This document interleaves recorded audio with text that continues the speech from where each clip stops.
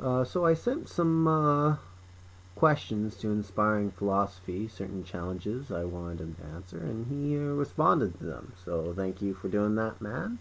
But when I reply back to his responses, for some reason, I don't know what's going on, but YouTube is hiding my comments, so you can't actually see my replies. So this is kind of a little annoying, so I'm making a video so I can get my replies to him. Okay, so we'll start with my first question. Okay, so in response to my first question, he said appealing to popularity is a fallacy. I would agree with that. Appealing to popularity is a fallacy, but appealing to all known Jewish and Christian writings and notes, and noting that no one's figured this out, says that God is the author of confusion and has deceived the whole Christian and Jewish world for 2,200 years minimum. And appealing to the cultural context of the New Testament writers is not a fallacy in understanding what the New Testament writers thought. 1 Corinthians 15:45, and so it was written, the first man Adam was made a living soul, the last Adam was made a quickening spirit. Now you did respond to this quite nicely by saying that the first man is in context here. I agree. I think I agree with you, man. I'll give you a point for that. That it's in context of the second man, which is Jesus. But it says it's so it is written, which means it's quoting something. And then it says that the first Adam was made a living soul. And it also says the last Adam, who would obviously be Jesus, is made a quickened spirit. So it was quickened spirit. So this means that Jesus was a spiritual creation, and so what would that make Adam? It's a different word there, which suggests a literal creation. So he is quoting something, and he's using a contrast. He's saying physically made, and he's contrasting with Jesus, who was spiritually made. So I think this is great evidence that Adam was physically made according to the texts. And it would fit perfectly with the cultural context that all the Jews believed at the time, that Adam was physically made by God. Alright, the second question was about the pagan myths that he uses. And he just makes a statement. Do you have any evidence to back that statement up? You quote John Walton, but I would like to know how John Walton comes to this conclusion. And I think there's actually good evidence to the contrary. I have here from Wikipedia, Atum created the god Shu and the goddess Tefna by spitting them out of his mouth. Adam did so through masturbation with his hands. He used this act representing the female principle inherited through him. What functional purpose is creation through masturbation, man? I'd like to hear your reply to that.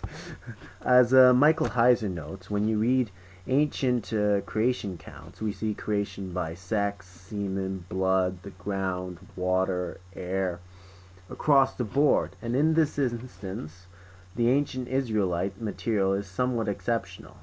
This is why the gods have sex with each other in other creation stories, and this is why the humans are created from blood. And this is why humans are created from the ground. To the pre-scientific mind, this is where you get stuff. And that is the language that they experience. It's not that they're trying to be crude or offensive or titillating. It's where they thought things came from. So it seems to me that they did care about material creation. They just, they weren't that smart. The reason these myths start with when is because they thought something came from something else, and they were not smart enough to understand Aristotle's concept of the unmoved mover. We have writings from Philo where he says as there are many men who thought the universe was eternal. So I think it's a very reasonable explanation for these ancient Near Eastern myths, is they thought the universe was eternal, and I'd like to see some evidence refuting this idea.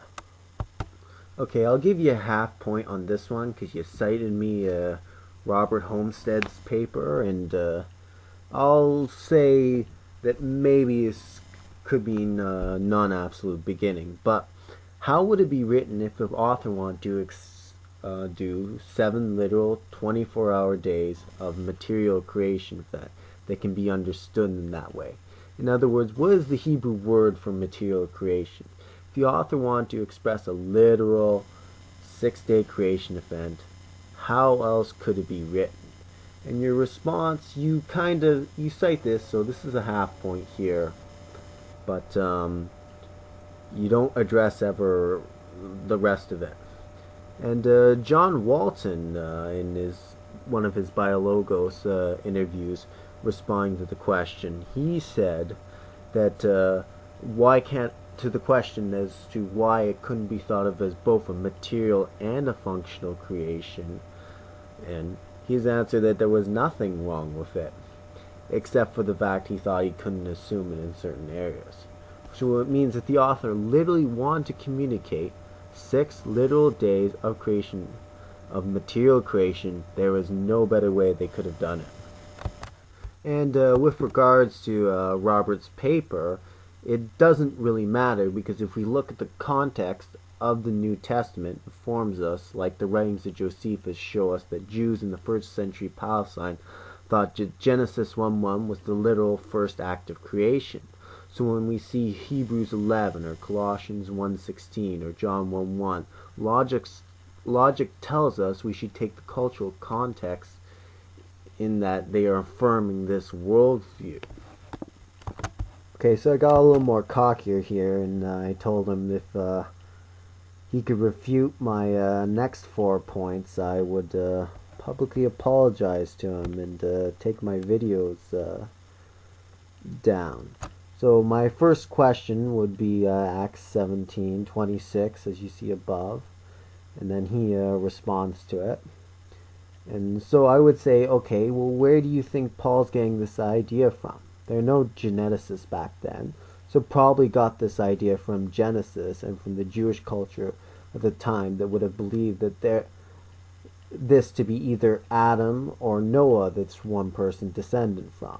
You could say Noah, but then you're almost admitting to a global flood, which you don't believe. And if you say Adam, you're pretty much admitting Paul held the popular view, Jewish view at the time, that Adam was the first man. You say hunter-gatherers could have came in or would have not been part of a civilization. But how would Paul have known this? It doesn't make a whole lot of sense. How on earth is Paul supposed to know that none of these hunter-gatherers managed to interbreed with this one man and taint the numbers? It makes so much more sense, the traditional Jewish interpretation, as we see in Josephus, and it gives a whole new meaning. John Walton's interpretation of Eve being called the mother of all living doesn't really make a whole lot of sense. It makes much more sense that mother of all living men, as it fits with the cultural context. I'll check out this Dr. Joshua guy's book. He sounds interesting. May I recommend Dr. Nathaniel Jensen for you? He's written a book, Replacing Darwin.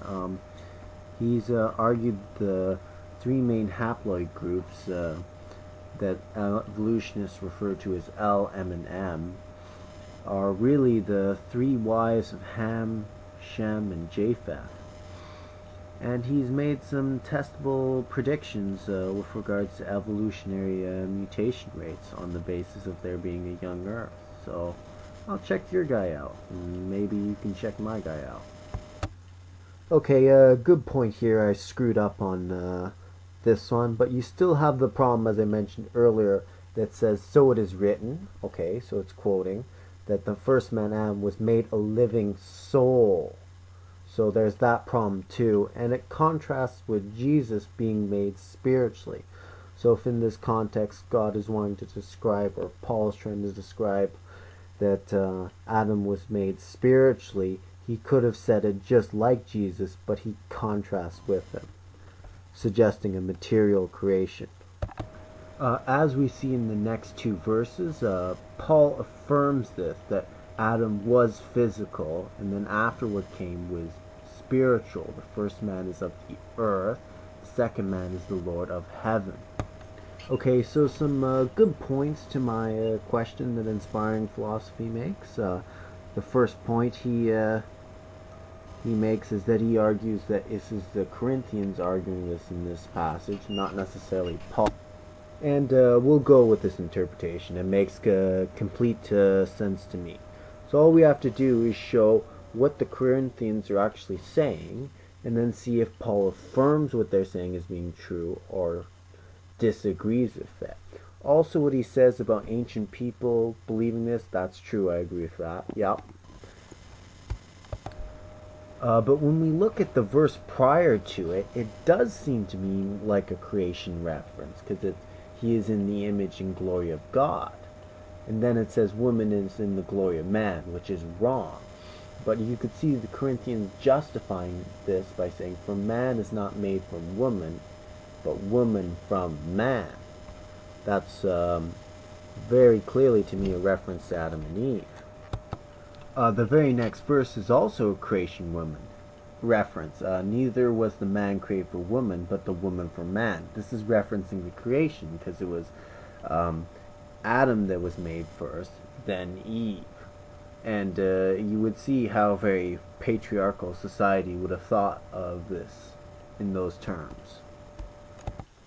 Okay, so 1 Corinthians 12 by itself isn't useful, but when we combine it with the previous verses, we see Paul is affirming their statement, but he's also adding man is also by, which the Greek word there is traveling through the woman, but all things of God. So Paul is actually affirming this worldview that that Eve did come from Adam, but he's also adding deeper to it to make his point. Okay, we can move on to the 1 Timothy quote. In his epistles. In 1 Timothy 2 it reads, "For Adam was formed first, then Eve." However, the entire chapter has been shown to be difficult to translate, including this verse, because the word for form only shows up in one other place in the entire New Testament, which is in Romans 9. But here, Paul seems to be talking about God spiritually forming people. So when Paul references the formation of Adam, he might also be referring to how God spiritually formed Adam by giving him a new purpose or vitality to live. This would make sense with what happened. When I think we look at the context of the verse, I have to disagree. Paul's talking about people asking, why does God find fault in people that he created? And Paul spins this back on the accusers, saying, shall the thing formed say to him that formed it, why hast thou made me thus? He's trying to put them back in their place. And he's actually quoting Isaiah 45 here in a sense, where Isaiah 45 kind of uses the same metaphor of the potter and the clay. This seems to make complete sense with a literal physical creation. The metaphor only really works in that way. In Isaiah 45 here, it uses both Yetzar and Asah. If you want to say these are just spiritual forming, then the problem is there's no more Hebrew words left in the language to communicate a material forming or creation. And that's really the whole problem with trying to change this, is that you can't just change one word and leave it. You actually remove God's ability to actually say in this language he physically created someone or something. Sweet, we agree, but I think we have a better cultural context for the New Testament, and the New Testament better affirms the traditional worldview, and I don't see any part of the New Testament that affirms your worldview. Ancient Near Eastern texts can give us some insights into Genesis, like the Tower of Babel, for example, but scholars have often noted that the Genesis account is more different than similar, making it hard to tell if Genesis is the exception or the rule. So I think this concludes my video. Thanks for watching, guys. Like, comment, subscribe, and peace out.